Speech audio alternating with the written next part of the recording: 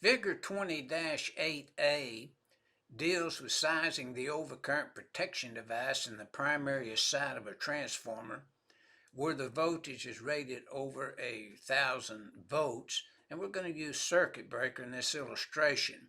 Now let's look at the note 1, and we point out there are different locations where you install a transformer rated over 1,000 volts. And when we review table 450.3a, we find there's individual protection, non areas where you don't have supervision, and then areas where you do have supervision. So we kind of pick up these locations and determine which percentages we select in the table, so to speak. Now, a supervised location, they have maintenance people, supervision, and so forth. A non-supervised location, then they do not have these folks available. So we have to review the table in this manner.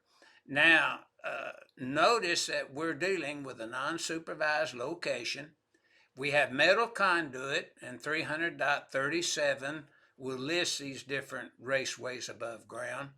And then notice we go to table 311.60C73 through C76 to select conductors routed in raceways. Now, again, we ground the raceway by 250.30 A5 and A4. It's a 500 kVA 3-phase 4.9 impedance transformer. We pick up the secondary voltage at 480 volt, 3-phase 4-wire. And then, like we've pointed out many times to you, you go to your new table 311 to select conductors that are rated over 1,000 volts.